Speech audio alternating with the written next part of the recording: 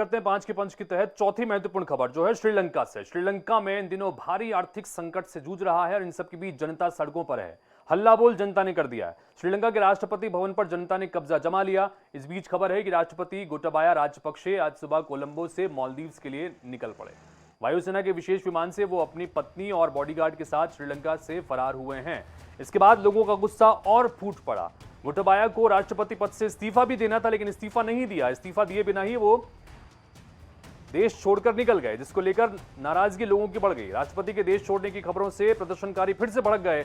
हजारों की संख्या में प्रदर्शनकारी संसद और प्रधानमंत्री कार्यालय पहुंच गए। सेना और प्रदर्शनकारी आमने सामने भी हो गए। आंसू गैस के गोले लगातार छोड़े जाते रहे, लेकिन प्रदर्शनकारी मानने को तैयार नहीं थे। इस बीच श्रीलंका में आपातकाल लागू कर दिया गया, क्योंकि विक्रमसिंघे, रानिल विक्रमसिंघे जो कि प्रधानमंत्री थे, अब चूंकि वहां के संविधान में इस तरह की प्रावधान है कि अगर राष्ट्रपति हटते हैं तो ऐसी स्थिति में जो प्रधानमंत्री है वो कार्यवाहक राष्ट्रपति बन जाते हैं। तो कार्यवाहक राष्ट्रपति के तौर पर वो आए और ऐसे में उन्होंने आपातकाल भी लागू कर दिया। पीएम रानिल विक्रमसिंघे कार्यवाहक राष्ट्रपति बनाए गए। श्रीलंका के प्रधानमंत्री रानिल विक्रमसिंघे को देश का कार्यवाहक राष्ट्रपति बनाया गया। उन्होंने देश में आपातकाल की घोषणा की। इस बीच कोलंबो की सड़कों में स्थिति बेकाबू हो गई। राष्ट्रपति गोटाबाया राजपक्षे के देश छोड़कर भागने के बाद श्रीलंका में स्थिति लगातार बिगड़ती जा रही है। प्रदर्शनकारी संसद और पीएम आवास तक पहुंच गए हैं। बड़ी संख्या में सेना के जवानों को तैनात किया गया। इस बीच देश में एक बार फिर से आपातकाल लागू कर दिया गया।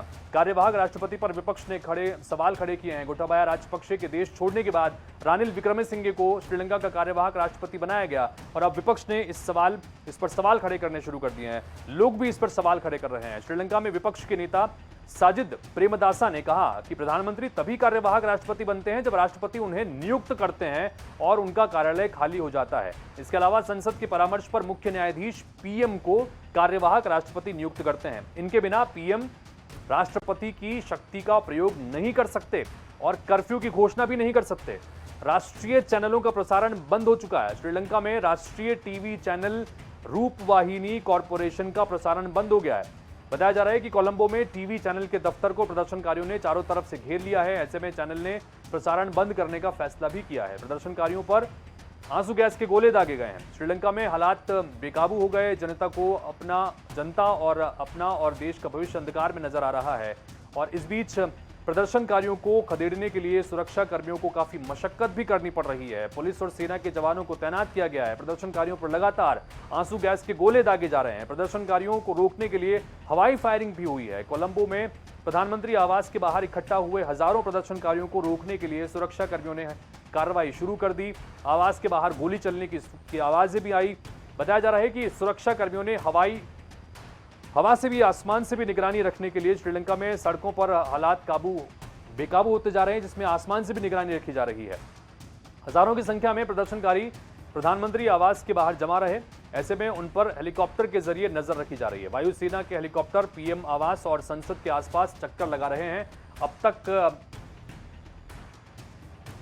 राष्ट्रपति गोटाबाया ने इस्तीफा दिया नहीं है।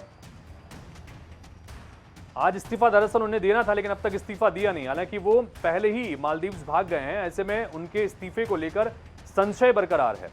इधर श्रीलंका की संसद की ओर से जारी बयान में कहा गया है कि उन्हें अब तक राष्ट्रपति का इस्तीफा नहीं मिला है। उम्मीद है कि वो आज ही अपना इस्तीफा सौंप देंगे, लेकिन इस बीच खबर ये निकल के आई कि उन परिवार के साथ मालदीव्स वो निकल गए हैं। राष्ट्रपति को गिरफ्तारी से छूट है। श्रीलंका में पदस्थ राष्ट्रपति को गिरफ्तार नहीं किया जा सकता, उन्हें गिरफ्तारी से छूट प्राप्त है। ऐसे में माना जा रहा है कि गोटाबाया राजपक्षे इस्तीफा देने से पहले विदेश भागना चाहते थे।